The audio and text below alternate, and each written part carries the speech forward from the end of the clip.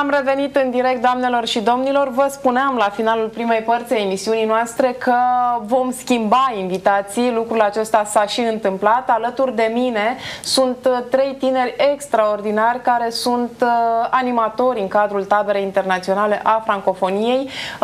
Sunt oameni de excepție. O să vi prezint în acest moment. Este vorba despre Yasmin, este studentă la arhitectură. Bună seara, Yasmin, și bine ai venit în studioul Campus TV. O să te rog, Ana, să-i traduci. Donc, elle te souhaite la bienvenue dans le studio de Campus TV. Merci, bună seara. Bună seara. Deja observ că încep să folosești câteva cuvinte românești, da? Tu commences déjà à parler un peu le roumain. De asemenea, doamnelor și domnilor, atenție mare, alături de noi este James, da? Este inspector fiscal în cadrul Ministerului Finanțelor Publice din Haiti și voluntar în cadrul acestei tabere. Bună seara!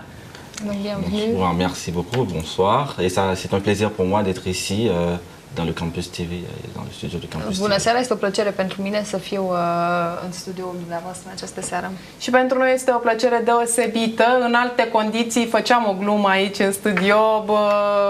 Toată lumea ar fi fugit din fața lui James, având în vedere funcția pe care o ocupă, însă în această seară a venit cu gânduri prietenoase, nu de control fiscal.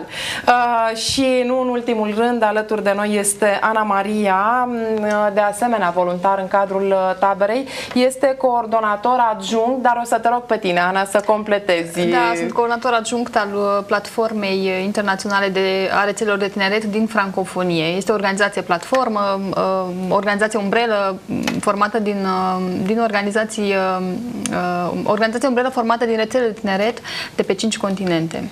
Ei, pentru că spui că vorbești despre rețele de tineret de pe 5 continente, avem aici în această seară, doamnelor și domnilor, prin prezența celor 3 tineri reprezentate Europa și Asia, da? Da. America Centrală și de Est și Europa. Este cred că e pentru prima dată în istoria televiziunii Campus TV când adunăm atât de multe continente prin prezența unor oameni atât de buni și atât de frumoși. Ana, o să faci, da, o să mă ajut să traduci, pentru că cu James să mă înțeleg foarte ușor în limba engleză, însă vorbim în limba franceză în această seară. O să încep cu tine, Yasmin, și o să te rog să ne explici cum ai ajuns tu să fii voluntar în această tabără și ce reprezintă pentru tine acest proiect. S'il te plaît, explique-nous comment tu es arrivée à être volontaire, animatrice volontaire dans ce camp d'été et qu'est-ce que représente pour toi ce projet? J'ai découvert le projet donc, du camp de Buzău de la francophonie il y a 3 ans. Donc c'est la 3e série à laquelle je participe. Et, je vais traduire. A descoperit această tabără de vară acum 3 ani, deci de 3 ani participă, de 3 ediții participă. Et en fait, les enfants m'ont toujours intéressée. J'ai toujours aimé travailler avec eux, voir leur apprentissage et le fait que aussi les enfants donc, de Roumanie ont vraiment envie d'apprendre le français et de manière ludique un peu. Donc c'est ça qui m'a attirée.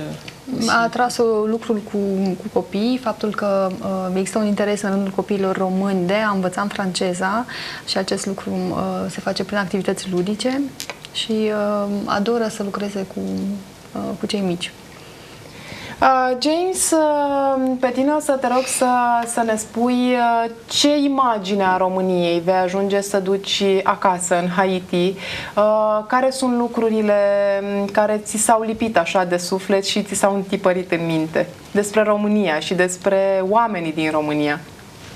Donc, la question est sur quelle image tu vas porter sur la Roumanie dans ton pays et quelle est ton impression sur notre pays, sur les gens? Bon, tout d'abord, je vais dire aux autres Haïtiens que le peuple roumain est un peuple ouvert et ils acceptent la différence des autres. Et j'ai été bien accueilli ici, et surtout par les enfants. Donc ça c'est...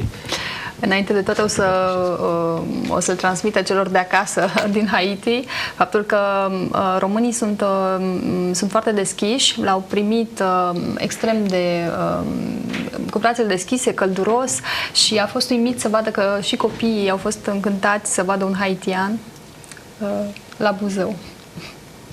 Mai vreau să aflu lucruri interesante pentru cei de acasă de la voi. Dacă ați reușit, James, dacă ai reușit să descoperi diferențe sau asemănări între sistemul, de ce nu, de învățământ din România și cel de la tine de acasă. Est-ce que tu as découvert des ressemblances ou des différences entre le système d'enseignement roumain et haïtien en travaillant avec les enfants? Oui, il y a des ressemblances, surtout au niveau de l'apprentissage. Et parce que j'ai eu une conversation avec une des élèves et elle m'a expliqué qu'en Roumanie, elle est obligée de faire des recherches en tant qu'élève et dès le début, très jeune, elle commence à faire des recherches. C'est pareil chez nous, donc c'est un point de ressemblance bien sûr.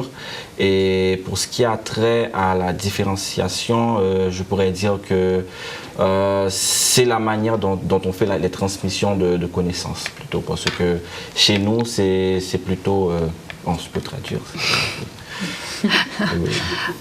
Spune că există cumva asemănări. Săptămâna trecută el a lucrat cu copii mai mici de școală primară, dar și de gimnaziu și a avut ocazia să discute cu ei și să observe faptul că și la noi, ca și în Haiti, copiii încă de mici sunt obișnuiți să-și caute surse suplimentare pentru a învăța, deci nu primesc neapărat de-a gata informația, iar ca diferențe, modul în care sunt transmise cunoștințele. Și mai complétează acum. Ok, donc je continue. Oui, pour ce qui a trait à la différenciation, comme je disais, c'est plutôt, chez nous, on met beaucoup l'accent sur les notions théoriques, mais beaucoup, alors que elle m'a expliqué, en plus des notions théoriques, elle fait aussi des pratiques, genre elle s'y met, elle met du sien, quoi. Donc à ce niveau-là, c'est la différence, parce que chez nous, c'est ça, donc c'est beaucoup de théorie. Diferența pe care a remarcat-o între cele două sisteme de învățământ constă în faptul că în Haiti probabil este puțin mai teoretic procesul de învățare, pe când în România copiii fac și proiecte și atunci își pun singuri în valoare propriile cunoștințe, propriile competențe. Foarte mult mă interesează acest aspect pentru că, bine, aici e vorba și de cum percep lucrurile și la ce sistem de învățământ te referi, pentru că la noi deja se face diferența între sistemul de învățământ profesional și așa mai departe. Ana, o să te rog pe tine să ne spui ce înseamnă pentru acești copii, pentru voi, tinerii animatori, dar și pentru copiii care participă la atelierele din tabără. Ce urme lasă acest proiect asupra voastră, a tuturor celor care participați la această tabără? Pentru mine este prima ediție la care particip, dar am auzit de școală încă de când m-am mutat în București cu mulți ani în urmă, cred că la prima ediție. Pot spune doar că și acum am întâlnit copii care vorbesc de animatorii de anul trecut. Este o animatoare care mi-a fost colegă, Celine, e din Belgia și ea îmi scrie în fiecare zi ce mai fac copiii și sunt surprinsă, a păstrat contactul încă de anul trecut cu ei, mai ales pe Facebook și, de exemplu, ea a învățat română cu acești copii. Iar copiii sunt mult mai pasionați și mai deschiți față de... înțeleg mai bine francofonia, pentru că există o tendință la noi să confundăm cumva francofonia cu Franța. Și atunci descoperă și alte țări. Spre exemplu, în acesta au Haiti, pun foarte multe întrebări și există, cred că experiențele acestea le lărgesc oarecum orizonturile. Și conștientizează mai bine apartenența, practic, la o lume mult mai mare decât cea pe care ne imaginam, poate, și o imaginam poate la început. Ca și volum de informații, ca și nivel de vorbire a limbii franceze, cu cât se ridică un copil, un tânăr care participă la această tabără după această experiență, să-i spunem așa? Pentru că știm că din cărți, din ce ascultăm, poate nu întotdeauna reușim să ne însușim anumite discursuri, de ce nu? Cât ajută această experiență? Eu am avut 2 ateliere până acum și cred că practic îi determinăm pe copii să învețe, să-și dorească să învețe mai mult și să caute mai mult. Am avut copii care nu au un nivel avansat de limbă franceză, dar atelierele au fost doar în limba franceză și atunci au făcut un efort și au învățat.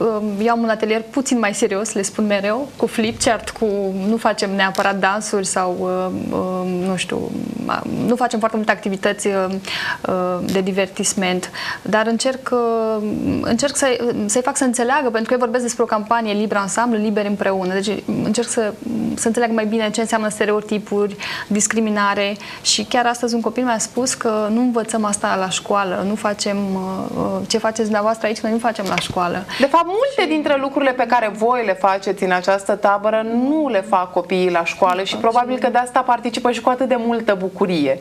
Da, și sunt entuziasmați pentru că la sfârșit le-am zis vom face și noi un proiect creativ și veniți cu ideile voastre și atunci devin mici regizori pentru că vor face un film, vor face la un moment dat un colaj de fotografie până vineri și îi văd entuziasmați și apoi caută pe internet. Astăzi, de exemplu, aveau ideea de a căuta țările francofoniei și de a-și desena steagurile și descopere țări din Africa, se interesează singuri și asta e fascinant. Și n-au curiozități, nu vin, nu știam, uite, astăzi am descoperit acest lucru. Păi chiar le-am spus celor din atelierul de luni, le-am spus pentru că fac despre Haiti și România un filmuleț și am zis că perfect, vorbiți cu James și cu celălalt coleg al nostru, Usli, și descoperiți puțin că nu știau nimic. Și voiau să aleagă o țară despre care să știe ceva și am zis, nu, păi asta e o ocazie să aflați altceva despre o țară care e foarte departe, în Caraibe și despre care nu știm poate multe lucruri. Și dacă ajungem să știm multe lucruri, musai în Haiti o să ne și dorim să ajungem, mai ales noi cei care iubim vacanțele, da? Iasmin, o să pleci către casă, o să pleci cu altă imagine a României, dar ce vei mai lua de aici din România cu tine? Tu vas rentrer chez toi. Tu vas rentrer avec une certaine image sur la Roumanie, mais qu'est-ce que la Roumanie t'a apporté en fait de plus?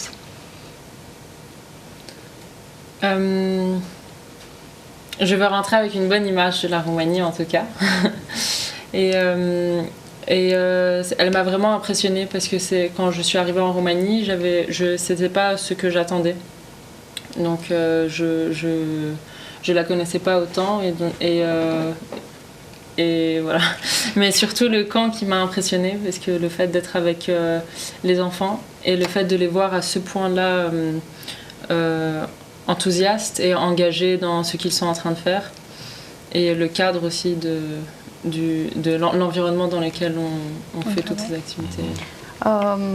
Se întoarce cu o imagine pozitivă despre România și mărturisește că poate la început nu știa foarte multe lucruri, dar venind în special aici în tabără a descoperit mai multe despre noi, despre căldura românilor, chiar vorbeau și ieri despre asta în campus și ceilalți animatori străini și i-a plăcut foarte mult cadrul din această tabără de vară, pentru că majoritatea copiilor ajung să învețe extrem de multe lucruri, dar într-un mediu ludic și cumva multicultural.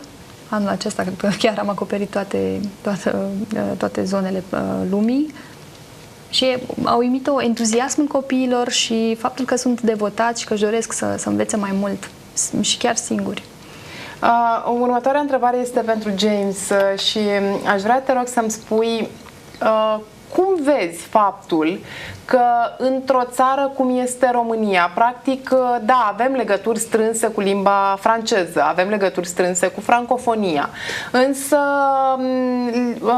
cum vezi faptul că aici la noi se desfășoară o tabără a francofoniei care să adune la un loc, dacă s-ar putea, tot ce înseamnă francofonie în lume? Quelle est ton opinion sur ce camp d'été qui est francophone et qui se tient dans un pays dont la langue officielle n'est pas le français? On est francophone, on a de fortes liaisons avec les pays de la francophonie, mais on n'oublie pas que c'est une langue quand même qu'on étudie à l'école. Je pense que ce camp représente une richesse pour Buzău, mais également pour la Roumanie, parce que ce camp permet d'avoir d'autres cultures, d'amener d'autres cultures par le moyen de la langue française, et ce qui explique ma présence ici. Donc, Această tabără de vară o vede ca pe o bogăție a României, dar și a Europei Centrale și de Est, și chiar și pentru francofonie. Este un plus valoare adus României, pentru că oferă o imagine pozitivă și reală în același timp a țării noastre. Și aduce împreună mai multe culturi. Îmi cer scuze. Mă bucur foarte mult să aud atâtea cuvinte de laudă la adresa României, urmarea unui proiect care adună de fapt și de drept doar oameni cu o dorință extraordinară de promovare a tinerilor, a ideii de liberă exprimare, a tradițiilor și a multor alte lucruri ce se adună sub cupola acestei tabere. Ana, spuneai că ești pentru prima dată aici, cu certitudine, nu este ultima dată în care vei veni. Este și prima dată când lucrez cu elevi de gimnaziu și liceu.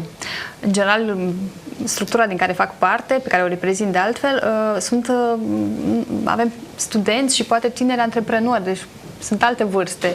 Și deși inițial eram emoționată la gândul că voi lucra cu cei mici, cum le spun eu, am văzut că se poate și chiar am rămas plăcut surprins să văd că a fost bine. Și în prima și în a doua zi și că cumva mă perfecționez. Păi cu încă 2-3 copii, cum este Cosmina, de exemplu, pe care am avut-o invitată în prima parte a emisiunii, deja este o reală plăcere să stai de vorbă și sunt convinsă că vin cu argumente, contraargumente și așa mai departe într-o discuție. Da, și învăț și eu, practic, odată cu ei, descoper lucruri la care nu m-aș fi gândit. Mi-ar și dori foarte mult ca în această seară să avem mult mai mult timp la dispoziție să stăm de vorbă, pentru că am și eu foarte multe curiozități pe care aș vrea să mi le satisfac cu informațiile primite de la voi, însă din păcate timpul nu ne mai permite. Vă mulțumesc tare mult pentru faptul că ați acceptat invitația mea.